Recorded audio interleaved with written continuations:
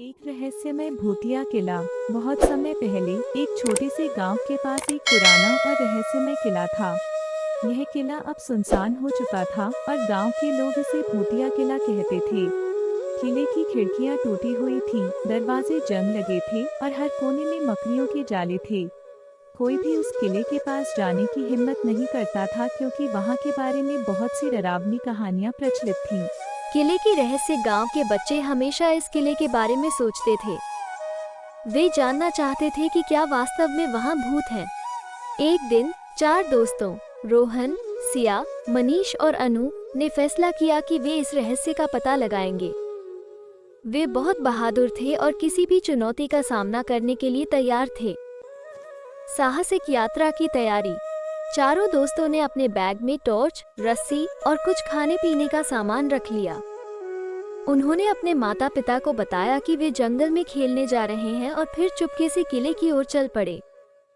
रास्ते में वे बहुत उत्साहित थे और एक दूसरे से किले के बारे में कहानियां सुनाते रहे। किले में प्रवेश। जब वे किले के पास पहुंचे तो उन्हें थोड़ी घबराहट हुई। किले का मुख्य दरवाजा भारी और जंग लगा हुआ था। रोहन ने हिम्मत जुटाई और दरवाजे को धक्का दिया। दरवाजा धीरे धीरे खुल गया और अंदर का दृश्य देखकर उनके होश उड़ गए। हर तरफ धूल थी और दीवारों पर पुरानी पेंटिंग्स लटकी हुई थी। भूत की पहली झलक।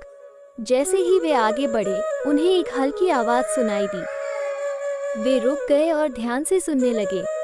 आवाज किसी के रोने की तरह थी। अनु ने डरते हुए कहा, क्या ये सच में भूत है? लेकिन रोहन ने हिम्मत दिखाते हुए कहा, हमें आगे बढ़ना चाहिए। हो सकता है कि कोई मदद के लिए बुला रहा हो। पुराना पुस्तकालय।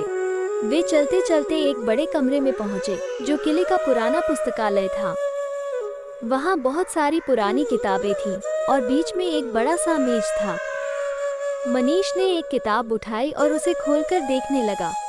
किताब में किले के इतिहास के बारे में लिखा था। उसे पढ़कर पता चला कि यह किला एक राजकुमार का था, जिसे एक दुष्ट जादूगर ने शापित कर दिया था। भूत का रहस्य। तभी एक सफेद परछाई उनके सामने आकर खड़ी हो गई। चारों डरकर चिल्लाए, लेकिन वो परछाई धीरे धीरे स्पष्ट होने लगी। वो एक छोटी लड़की का भूत था। उसने रोते हुए बताया कि उसका नाम कुमुद है और वो राजकुमार की बहन है।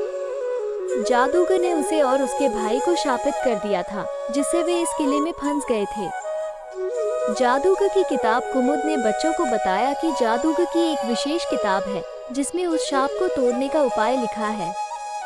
वो किताब किले के गुप्त कक्ष में छिपी हुई है। चारों दोस्तों ने कुमुद की मदद करने का निश्चय किया और उस गुप्त कक्ष को खोजने लगे।